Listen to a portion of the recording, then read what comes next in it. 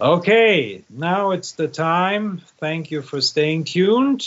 I hope you enjoyed the Private Equity Summit Paris so far.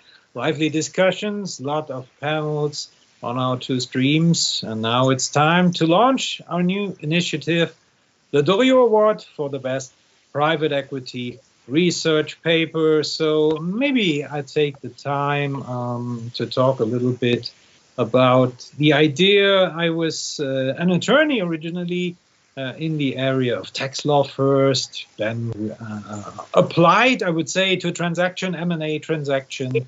And then, of course, there was the private equity industry, which was always interesting and still is for law firms because they're doing a number of transactions. And then it evolved in the 2000s that funds, the vehicles that feed those transactions from the private equity funds were coming to Europe to set up operations, and they asked the law firm where I was working, how do we go about? Is there regulation? And then I turned to funds more, and particularly private equity funds. And, as an attorney, you do business development. You want to nurture new clients. And the idea was, why don't we do some conferences, more technical ones first, smaller seminars, and then eventually a conference.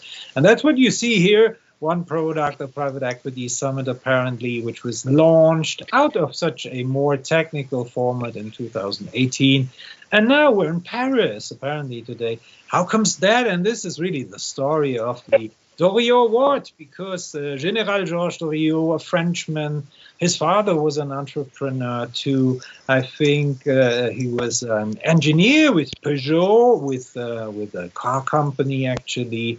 But the general took the better of it, went to the USA, and there was really trying to go to MIT originally, but he was talked out of it, and eventually he went to Harvard Business School. And there he had a number of great students, apparently, and I'm really, really proud to welcome one of those here with us. Welcome, Monsieur Olivier Giscard d'Estaing, also the founding dean of INSEAD. We're very proud to have you with us to launch this initiative. So, bonjour, good evening or good morning, wherever you are, depending where you are. Yes, exactly. So maybe, Olivier, before we move on to the more technical things, some ideas about it. How did it come that you went to the US to study originally, and how did you land then at Harvard Business School? Well, it was a challenge because after the war, we ignored completely the United States, and I wanted to discover it. Oh, very good. I applied after having been working somehow as a trainee in Toronto and New York. So to come to Doriot story, uh, let me tell you what first he did, which was with the contact he had with the Chamber of Commerce of Paris. He founded in the 60s, he founded the CPA, the Centre de Préparation aux Affaires. And yes. A few years later, he was coming every summer, in Paris, and later on, he convinced the Chamber of Commerce to start INSEAD. And then it's Jean Marcoux, who was the chairman of the Chamber of Commerce, who appointed me as a member to run the school. I was in the steel industry, and I left then my job for that because I was convinced that it was a great project.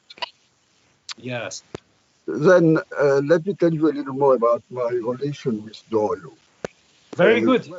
Yes, when I was at the school, he had, a second year program, optional program called manufacturing. Yes. So I applied to that. I chose that, and I was fascinated. He was the only teacher using not the case system. We were in small groups like company, and we had to work on reports with companies.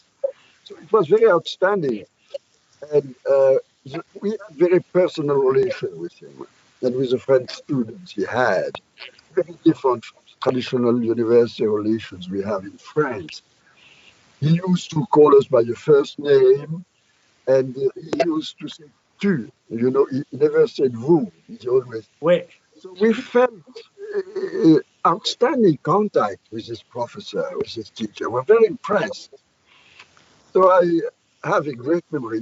I believe that it had a great impact about my whole life. Very good. Yeah, interesting. And what you say about the case study, so he was really going deep into the details, and I think he was very personal. He was giving tips for relationship, male and female relationship, and how to dress properly. So this was really a whole lot of an education in addition to the business case. And I mean, he was very happy, I guess, at Harvard Business School. He was also engaged during the wartime with the US Army, right? So he was really very scientific. He did a lot of testing of materials, actually, for war gear and clothing. That was interesting, too. But then eventually, apparently, he founded American Research and Development Corporation, which I mean, you can argue about it. You can argue about CDC and everything, but maybe it's really the first pure play private equity fund in the world. That was very interesting. Were you involved in this too, in the discussions? No, not at all. No. I watched what he was doing in France, and it did work very well, as you know. Yes. He gave up after a few years. Yeah. So how did you transfer then from being a Harvard Business School student to being involved in founding INSEAD, where it's so successful, the U.S. education model, that you wanted to bring it to Europe, or what was the idea of INSEAD? Well, it's an amusing story because when I came back from Harvard, I tried to look for a job. It took some Yeah. time. I was hired by a steel company called Popin near Nancy. They Uh-huh. hired me, and they hired me to be a worker, to be, in the rolling mill and they offer no for 1 year. Uh-huh. And then I joined the headquarters in Paris, and I was invited I give some teaching at Institut d'études politiques. Hmm. And then, then I was approached by Jean Marcus, the Chamber of Commerce, who said, we are giving us in agreement with Jean Doriot, we want to create an equivalent business school. Could you run it for us? So he took me out for my job, and I took this one. I remember my father said, it's foolish. You had a beautiful career in the steel industry and you are just going to be master of a commercial school. I But get he that. changed it later on. And he met Zorio, who said that I was a very good student, which was not true. But apparently, at least you had a very good idea looking and say at today. I mean, really, the dominating force among the global business schools did a great job. So, how did you? I mean, apparently, you needed money, right, to set up such a great business school. How did you approach, companies, or how did you go about in securing the funding, the money you needed for INSEAD? Well, we the Chamber of Commerce paid us for the first preparation, 1 year preparation. We was there with Ambassador Postumus Meyers, a Dutch banker and diplomat. And they get us in the office, the space in their Potoki building. So for 1 year, I was paid a salary and paid for my expenses. Then they also paid for the first year of the school. They took the budget. So Hmm. it gave us some time to find funds for the second year.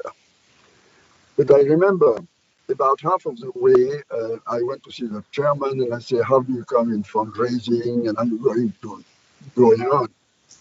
So you think you will have it second year? So I say, look, can I go to the United States and try to raise some funds? You pay me the ticket, will you? Oh, yes, you go. So in the month of February, I went to New York and met with Arthur Watson, the IBM, the chairman of IBM. Thomas Watson, I believe, yeah? Yes. Yes. So I met Thomas Watson, and he said, "Ask me anything, I give it to you." And it was the first pledge we had, so we had a second year. Very good. So Big Blue also in the cash. That's very interesting. I didn't know that, honestly, and that's apparently a very good start. Now, if everyone else here among our jury has questions, of course, please feel free. I hope we do not miss the award. It's so interesting, to learn about INSEAD's history. Let's now come to the first class, actually, of INSEAD. The first students, where were they recruited from? Was it from the traditional French industrial, maybe steel companies even? Did you already have a look to other countries? And what about the language, the discussion? Did you say, let's really do English only, or do French? We're in France. What's the strategic idea now of getting on the first class? Well, it's a long story. To make it short, we decided that they should understand three languages: French, English, and German. The way I approached them, I went to visit universities in England, in Belgium, in Germany, and in Paris, in France, to raise candidates. And the objective was to have 60 students. And I think we had 65 applications. But we were very able to say that we turned down some of the people because they were not good enough for the big school we're making. So that's the way we did. I traveled a lot at that time, to raise the interest of students. Yes.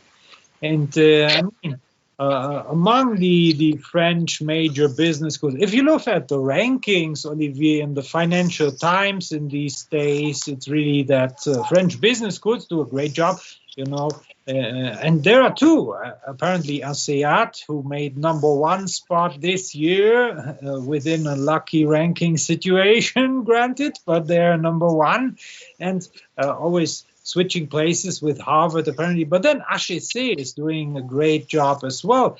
So for our foreign listeners, maybe, what is the difference maybe between INSEAD and HEC as another grande école?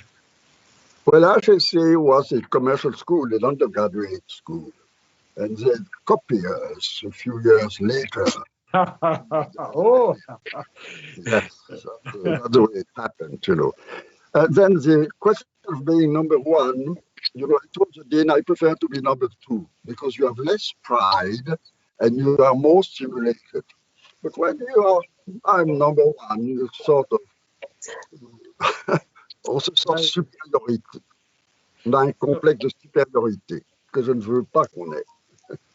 Very good idea. So you prefer to breathe down the neck of Harvard Business School, I hear.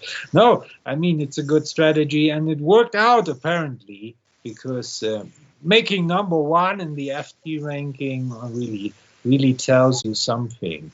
So, I mean, Olivier, we could go on for hours and hours, to be honest, but apparently we want to make good on the award here. So thank you very much. Please stay with us, stay tuned, but we hope to continue the interview next April in Paris in one nice 5-star venue, and you are invited, and really, you're sort of the mascot now of the Doriot Award. You can't reject the award, and we would be prided if you would join us next year. Very much. We are having a very hard time now, as you know, with this epidemic. And I tell you that I sympathize a lot with all those who have a very hard job to make. Of course.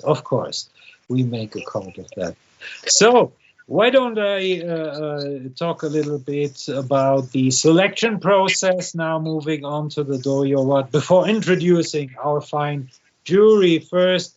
Again, Handelshochschule Leipzig, which was relaunched with the help of INSEAD to do the transfer, use the cliffhanger, really did the job of selecting the papers. So we were apparently shooting for the A League of papers, of journals to be chosen from in first place. So we did a search for just the keywords, apparently private equity and venture capital, in the A or A plus journals first. So we ended up with 60 journals, looked into the issues for 2019, 2020. And Silke Petkus, who did the job together with Benjamin here, came up with a long list then of 75 articles from 19 different journals. And the first job of our honorable jury was not to read every article I can disclose, but we did a little summary on all of those. And we selected then 10 papers out of those. And in the second voting round, there was basically, it was all about 2 papers in the end, and we discussed, and finally we came up with a winner, which we will laud today. We will have 4 winners, I can say at this point in time, nothing more. And now let's welcome our jury, who is hopefully among us in the audience now, and in alphabetical order, with dropping Lily, who I will welcome right afterwards. It's first Spencer Ante, and that's very interesting. Spencer is with FTI Consulting, but he's the biographer of Josh Doriot. He has written the book Creative Capital, published with Olivier has read it, I guess, and knows about it. It has been published with Harvard Business School Press. And then Lily again. Benjamin Hammer, hello Benjamin again, you're with me. We really nurtured the idea of the Doriot Award together through discussions at Handelshochschule Leipzig. Great to partner up with you for this global initiative. Victoria Ivashina at the very place, Harvard Business School, a professor, recently having published Patient Capital, a book about the long-term perspective of private equity, together with Yash Lerner. Welcome, Victoria, to the audience, I guess. It's myself. It's Yup Kim from CalPERS Private Equity. So we want to have the limited partners, the investors in private equity, apparently having their say too.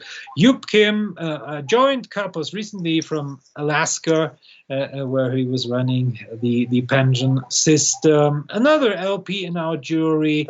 Welcome, Michael McGurr from MassPrim, the Massachusetts Pension Fund, really having a background in several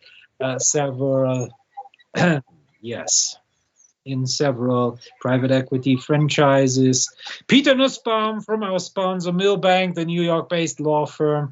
Happy to have you with us. Antoinette Shaw. Jeremy Golding is already with us. Golding Capital Partners, right? The fund of fund, global fund of fund business. Thanks, Jeremy, for making this possible. Antoinette Shaw from the MIT Sloan is in our jury, choosing the winner. Per Strömberg. We also have some European talent with us. Really. That is the second generation, or I would say the third generation of PE professors, right? Per, great to have you with us, really. Final, Axel Wieand, fellow German, who's a young professor at Northwestern Kellogg and at WHU in Koblenz. Again, Olivier. So maybe that's where the circle closes, right? And I hope I haven't forgotten anything. So the procedure has been outlined. We're very happy to have learned about Harvard Business School and General Georges Doriot from Olivier. And I guess, welcome Lily Fang from INSEAD. Hello, Lily. Great to have you with us. And maybe you have a look at the envelope now. the stage is yours. Hello. Thank you, Thomas. So first of all, I really just want to thank you for this great effort. I think, it's been almost a year coming, and I really greatly enjoyed listening as a, new generation of professors currently at INSEAD, listening to the backstory behind INSEAD and behind, General Doriot, who really who the person we're honoring here. I mean, he was it's hard to think about anyone who has done more or could have done more in a lifetime. And I think this story is so fascinating. He's a, French-American professor of Harvard Business School, and then, a great significant effort during the war, helping the U.S. military. And after the war, he founded the American Research and Development Corporation, which is essentially the precursor, or one could argue the first venture capital firm in the world. And then after that, INSEAD. So I think it's so apt, and thank you so much to honor, today's research in private equity and venture capital in his name. I think that, I, from INSEAD, sincerely thank you for this great effort. And it's really, truly my honor to be joining many of the very esteemed and, really the best of the crop of academics to be part of the juror, and also the private side practitioners in terms of unveiling this award. So I have this envelope here, and I'm going to find out. We had 75 papers in the beginning and 3 rounds of voting, so we're going to find out who the winner is. Okay, so wow, okay. So the prize goes to How Do Venture Capitalists Make Decisions? By Paul Gompers from Harvard and MBER, by Will Gornall from UBC, from Steve Kaplan, Chicago and MBER, and Ilya Strebulov from Stanford and MBER. Congratulations. Congratulations, Paul, Will, Steve, and Ilya for this inaugural award. Yes, great. So we'll be... Gentlemen, could you join us over the phone line? Oh, yeah. Oh,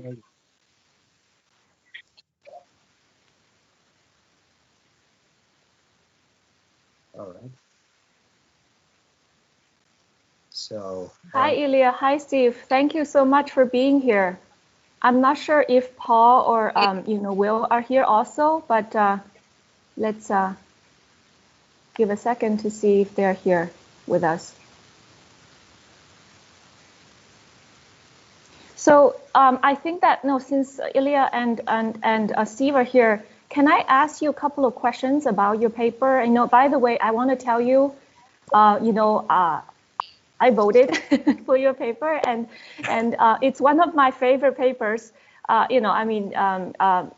learned so much from this paper, and I think that it's actually really apt for you, this paper, to win this inaugural award, of the Doriot Award, because he is clearly, the person that personifies the integration between academia and practice. And your paper is so impactful, so valuable for our students, for practitioners, and for myself. I use it a lot in my teaching. So for those of us that may not be familiar with the paper, could you maybe start by telling us a little bit about what the paper was about? Where did you get the idea of writing this paper? Essentially, you're looking at empirically how venture capitalists make decisions, and kind of what's the unique methodology that you use, and why is it unique and special in the academic literature?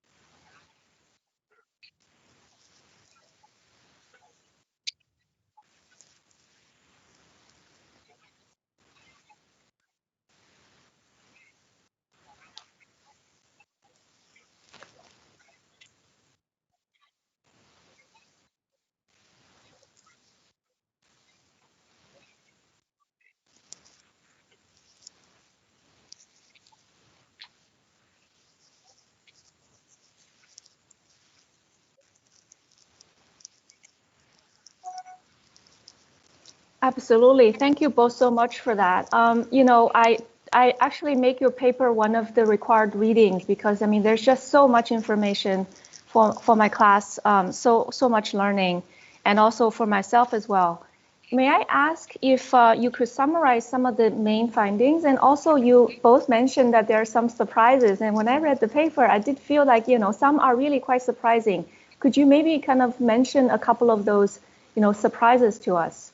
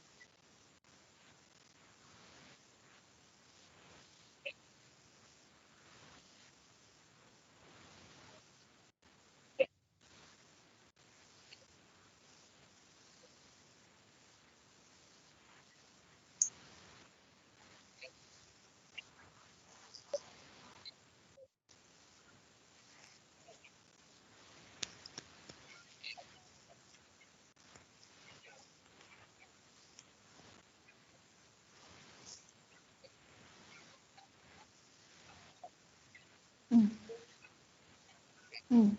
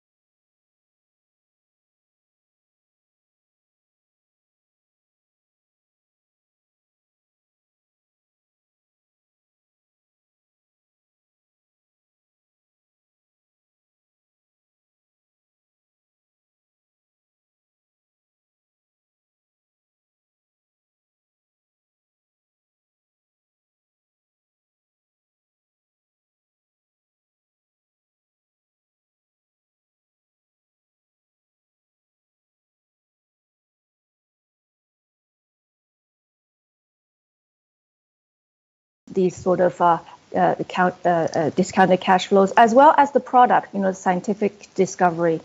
And I also really wanted to ask them that, about this precisely this horse versus jockey issue. So the idea here is that, in fact, in 2009, Steve had penned another paper. It was exactly about the horse and jockey. That was the paper that he coined the notion between a horse and jockeys. Essentially, you're trying to make a bet on a successful venture.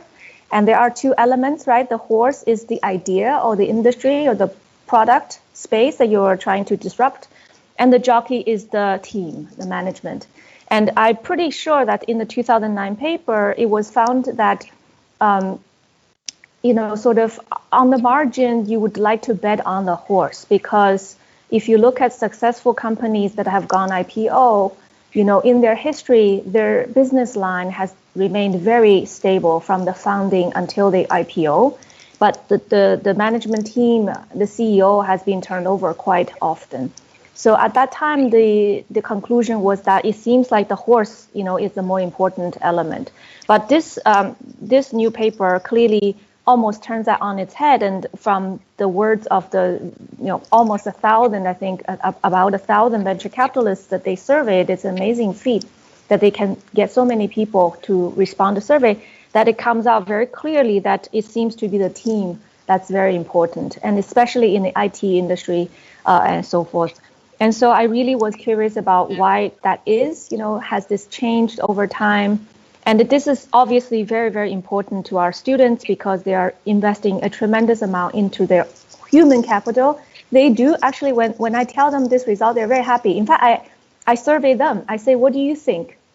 Do you think it's more important, the horse or the jockey? Most of them today say the jockey, right? Because I guess there's also kind of maybe a self-selection bias. They think that they're going to be the winning jockey and so forth. But I wonder that what that is, whether it's a deeper phenomenon, because perhaps it's the pace of the product space, change, and maybe it is the ability for teams to pivot that makes really a difference between a successful team versus a non-successful team. Or, the ability for the team to stick together through the thick and thin of times. So these are really the questions I would love to ask, Steve and Ilya or Paul, any of them. I hope I get a chance, I think that in our academic encounterings, we would do that. And I also really wanted to ask them how they would thought about, how does this apply to European venture capital and private equity, because even though we're here honoring, General Doriot, who is, the original founding father of venture capital industry, we are actually lagging behind. And here we are having a European audience and European schools, here being featured on the panel. And I feel like, we should learn also from the American experience and what are the things, and maybe we should do similar research, among the venture capitalists in Europe, and to understand some of the gaps and understand some of the pressure points that we face here, and how things might operate differently. So I had lots of questions. Thank you so much again for involving me with this. And this is at least, I cannot say that I read all 75 papers from cover to cover. This one is definitely one of them. I read it cover to cover before even being on the jurors. So thank you again so much. And it's absolutely my pleasure to introduce this award and the first winner of this great award. All right. Thank you, Lily. Olivier, if I may, there was this manufacturing class of General Doriot, and I think also he didn't like the case study method to teach pretty much. He had assignments to write reports. Is that true? So you were to analyze certain industries, writing a long report of an industry, almost, like early Michael Porter analysis. Did you join this class, or could you tell a little bit about how he went about in analyzing the chances for industries and investments, which market chances are? Did you write on such a report as well, maybe? Yes, that was very interesting and stimulating. My group, my small 5-people group, took IBM as a large company to study. Very good. That's the way I met the IBM company, and we wrote cases about it. And the funny thing is, I have been appointed on the board of IBM all my life, practically, thanks to this contact. And I enjoyed it very much because I have great admiration for the management and the innovation of the company. I agree. That was a good thing, and I remember Thomas D. Watson thinking in his office, under this plate, saying think, and that's what we do a lot about here. All the scientists that we analyzed, and it was really a pleasure to bestow this initial award on really these treasured scientists that unfortunately we no longer hear, but I guess they hear us still. So thank you all. Thanks again to Golding Capital Partners, to Milbank for making this award happen. Thanks for the audience who we do not see, who joined us for the lively discussion. Thank you so much, Monsieur Olivier Giscard d'Estaing. Again, if possible, we would be very honored if you would join us next year in person. It was particularly interesting to learn about INSEAD's early history.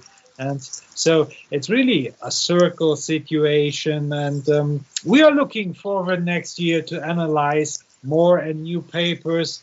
Lily, maybe it will be one called VC Decisions 2, second serving of the secret sauce. I don't know, but there will be lots of interesting papers again. And thank you, everyone. Thanks for being with us. Thanks for joining us for the initial Private Equity Summit Paris. We'll be next year in Paris again in a nice 5-star venue yet to seek out. I'm not saying we might, we won't, we will. Be certain we will. We will be in virtual Munich still on 4th of May for the next Private Equity Summit Munich. So everyone interested in the German landscape, join us there. So yeah, I think that's it. Thanks again to Skills Communication for setting this up really in a perfect manner. They are not in control of US landlines, so that is not their burden, apparently. I say bon weekend to everyone. Thanks for being with us, and yeah, enjoy your weekend. See you soon in all private. Thank you, Thomas. Thank you.